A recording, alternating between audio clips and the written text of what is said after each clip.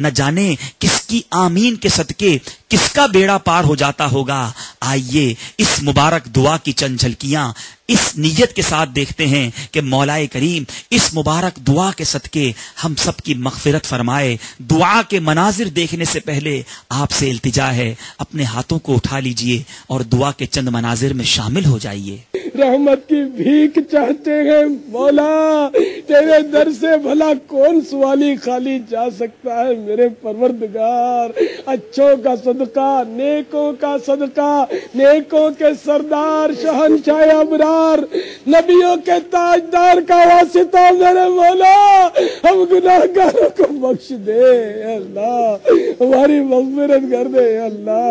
اے اللہ یہ بندے تجھ سے محبت کرتے ہیں جبھی تو بیچارے 3 دن سے آپ پڑے گئے، نہ جانے سینکڑوں ہزاروں میلوں کا سفر کر کے بیچارے آئے گئے۔ اے اللہ تیرے ہزاروں بندے اور بندیاں اس وقت دھوپ میں بھی پڑے ہوں گے جو تجھ سے رو رو کے مغفرت کی بھیک طلب کر رہے ہیں۔ اے اللہ ان تکلیفوں کے ساتھ دعائیں مانگنے والوں کا صدقہ ہم سب کی مغفرت فرما دے۔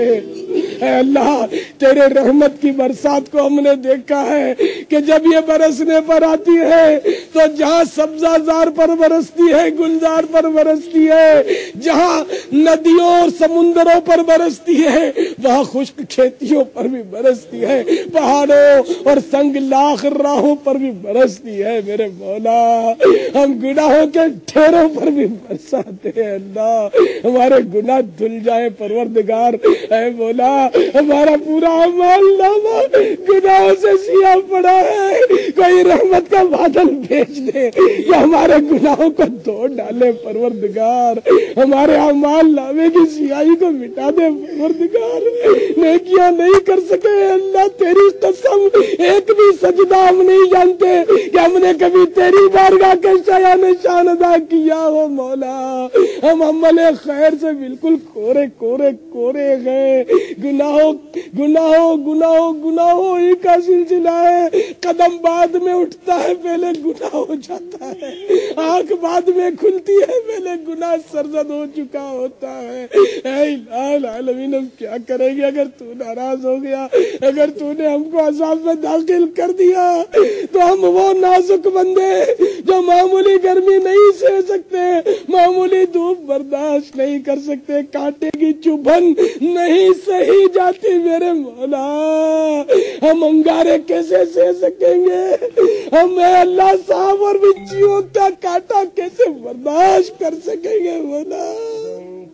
مچھر کا بھی مجھ سے تو سہا جاتا نہیں اللہ، ڈنک مچھر کا بھی مجھ سے تو سہا جاتا نہیں،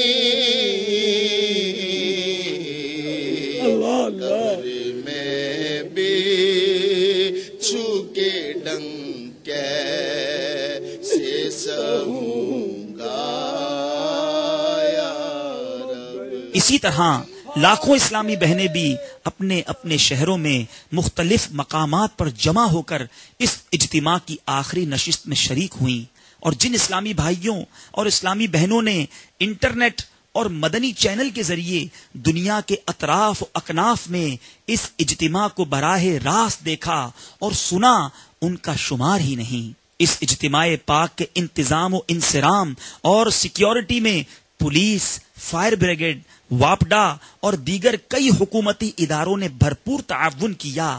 شیخ طریقت امیر اہل سنت دامت برکاتہم العالیہ اور نگران شورا نے اپنے اپنے بیانات میں ان کی کارکردگی کو سراہا اور تعاون پر ان کا شکریہ ادا کیا۔ ملک و بیرون ملک سے تشریف لائے ہوئے مہمانان گرامی، علماء اور شخصیات نے اس سنتوں بھرے اجتماع اور مدنی چینل کے آغاز کرنے کے بارے میں اپنے تاثرات قلم بند بھی کروائے اور مدنی چینل پر ریکارڈ بھی کروائے۔ اس دعوت اسلامی جو ہے اس کو پوری دنیا کے اندر اہل سنت والجماعت کے نمائندہ تنظیم اور تحریک تصور کرتے ہیں، اور اسی عقیدت کے ساتھ ہم اس میں شرکت کرنے کے لیے، سعادت حاصل کرنے کے لیے حاضر ہوئے ہیں۔ تو امیر اہل سنت حضرت علامہ مولانا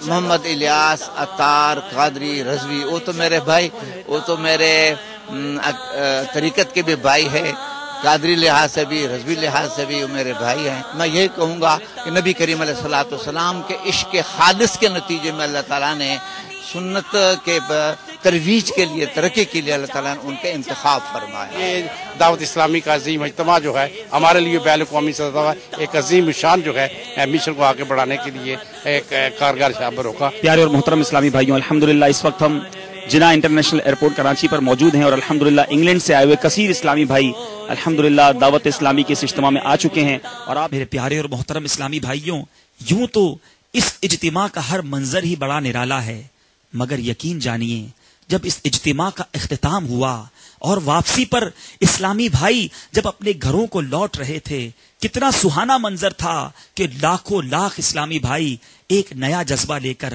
سنتوں کی خدمت کی ایک نئی سوچ لے کر اپنے گھروں کو لوٹ رہے ہیں۔ اور یہی نہیں، گھروں کے ساتھ ساتھ ہزاروں لاکھوں اسلامی بھائی اجتماع سے ہاتھوں ہاتھ مدنی قافلے کے مسافر بھی بنے، اور اس اجتماع پاک سے واپسی کا منظر تو ایسا تھا کہ اس کو دیکھ کر مینا اور عرفات کے مقدس میدانوں کی یاد تازہ ہو گئی۔ آئیے آپ بھی مناظر کو دیکھیے، کیا خوب مناظر ہیں، کس طرح عاشقان رسول صلی اللہ تعالی علیہ وسلم ایک نیا جذبہ لے کر، نیکیوں بھری زندگی گزارنے کا عزم لے کر اپنے اپنے گھروں کو لوٹ رہے ہیں، کس طرح ہزاروں اسلامی بھائی راہ خدا عز و جل میں سنتوں کی تربیت کے مدنی قافلوں کے مسافر بن رہے ہیں۔ سیکھنے سنتیں قافلے میں چلو، لوٹنے برکتیں قافلے میں چلو۔ آپ نے یہ مناظر دیکھے، اجتماع پاک کی جھلکیاں دیکھی۔ آئیے نیت کرتے ہیں، اللہ تبارک و تعالیٰ نے اگر کرم کیا، آئندہ سال اگر زندگی نے ساتھ دیا، تو ہم سب بھی انشاءاللہ عز و جل مدینۃ الاولیاء ملتان شریف میں ہونے والے دعوت اسلامی کے اجتماع پاک میں ضرور شرکت کریں گے انشاءاللہ عز و جل۔ اللہ کریم ہم سب کو دعوت اسلامی کے مدنی ماحول کے ساتھ مرتے دم تک وابستہ رہنے کی توفیق عطا فرمائے، آمین بجاہ النبی الامین صلی اللہ تعالی علیہ وسلم۔